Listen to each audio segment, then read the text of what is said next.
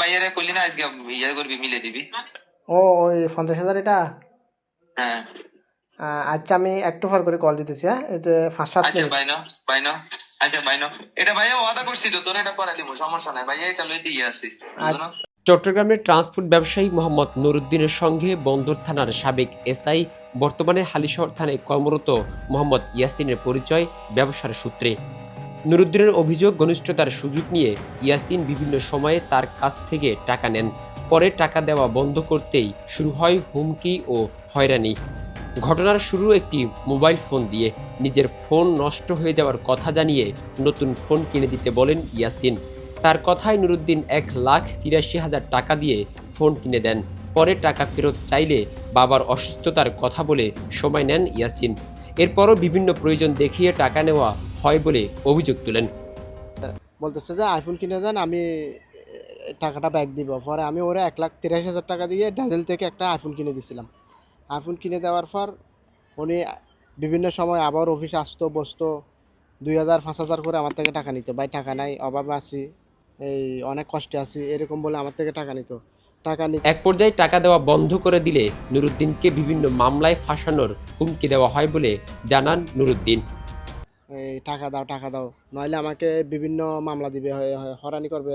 এরপর তার গাড়ি চালক বিপ্লবকে থানায় নেওয়া হয়। তাকে ছাড়তে 1,00,000 টাকা চাওয়া হয়। পরে 50,000 টাকা দেওয়া হলেও বিপ্লবকে আদালতে পাঠানো হয়। লিখিত অভিযোগ অনুযায়ী 25 জানুয়ারি আরও 21,000 টাকা দেওয়ার কথা উল্লেখ করেন তিনি। বিষয়টি নিয়ে সাবেক পুলিশ কমিশনার হাসিব আজিজের কাছে লিখিত অভিযোগ করেন নুরুদ্দিন। তার দাবি, অভিযোগ তুলে নিতে চাপ দেওয়ার পাশাপাশি ক্রসফায়ারে দেওয়ার হুমকিও দেওয়া হয়। আমি এখন কোথাও চলাফেরা করতে পারতেছি না, কোন টাইমে আমাকে আবার মামলা দেয়, কোন টাইমে আমাকে হয়রানি করে। আমাকে এই বিষয় নিয়ে আমাকে উনিও, আমি অনেক এরপর আসে আরও বড় মোড়। 11 মে 2026 বন্দর থানার মামলা নম্বর 14-তে আসামি হন নুরুদ্দিন। তার দাবি, ওই মামলার সঙ্গে তার কোনো সম্পৃক্ততা নেই।